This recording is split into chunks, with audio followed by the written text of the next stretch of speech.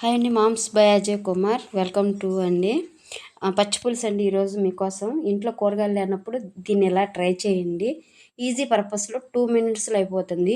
Video కూడా అంతేనండి, 2-3 minutes అంతేను. చూడండి, అందరూ శుభ్రంగా ఎలా చేసుకోవాలో పచ్చి పులుసు చూసి నేర్చుకోండి అండి. ఈజీ అండి, పల్లెటూరు వంట అనమాట.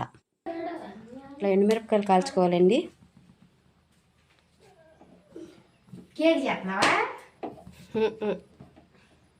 పచ్చి పులుసు కదా ఎందుకు పొయ్యిని ఫోన్ పొయ్యి కాడ తీసుకెళ్ళకూడదు అంత మంటకి.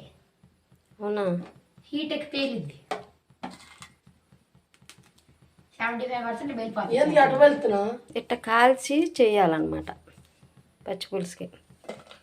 మామూలుగా అయితే పొయ్యిల మీద అయితే నుప్పుళ్ళు కాల్చుకుంటారు. మూడు పొయ్యి అంటే లేదు కాబట్టి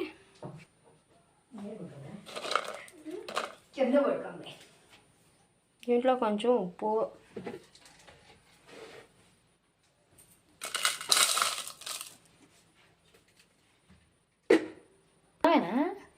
బెల్లం వేసి, ఉల్లిపాయ చిన్న చిన్న ముక్కలుగా కట్ చేసుకుని దీంట్లో వేసుకుంటాం. బెల్లము, ఉల్లిపాయ, కొంచెం ఉప్పు, కాల్చిన ఎండుమిరపకాయ, పచ్చి పులుసు ఇట్లా నలుపుకొని పెట్టుకోవాలి. కొంచెం టైం పడుతుంది అన్నమాట. కొంచెం పులుసు ఇప్పుడు పోయకూడదండి, ఈ ఎండుమిరగాయలు నలిగిపోతాయి, బాగా తొక్కులుగా ఉంటాయి. అప్పుడు పోసుకోవాలి.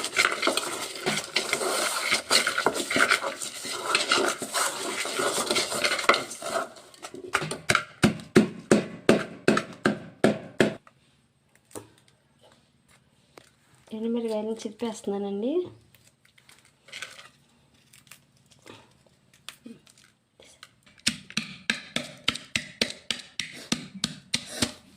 అంటే ఇట్లా కరిగిపోతే చాలండి.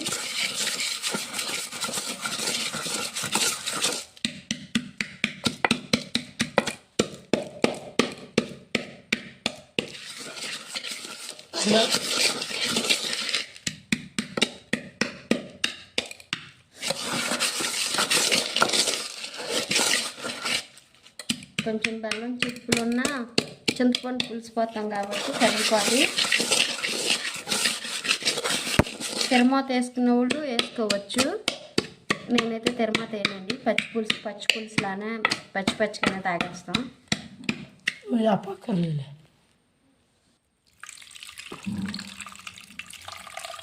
ఇలా చింతపండు పులుసు పోసేసుకోవాలండి. ఎక్కువ చేసుకోకూడదు, ఎందుకంటే ఎక్కువ నిల్వ ఉండవు కదా. సాయంత్రం ఈవినింగ్కి, మార్నింగ్ చేస్తే ఈవినింగ్ దాకా ఉంటాయండి, ఈవినింగ్ చేస్తే మార్నింగ్ దాకా ఉంటాయండి. ఇంట్లో కూరగాయలు లేనప్పుడు ఇలా ట్రై చేయండి. టేస్ట్ చాలా బాగుంటుంది అన్నమాట. వెనకటి కాలం పద్ధతి పచ్చి పులుసు అనేది. దీంట్లో ముద్దపప్పు వండుకుంటే చాలా టేస్ట్గా ఉండిద్దండి. ముద్దపప్పు కూడా కాంబినేషన్ బాగుండిద్ది. ఎవరన్నా ట్రై చేసి ఎలా ఉందో కామెంట్లో చెప్పండి ఫ్రెండ్స్. థ్యాంక్ యూ ఫ్రెండ్స్ అందరికీ.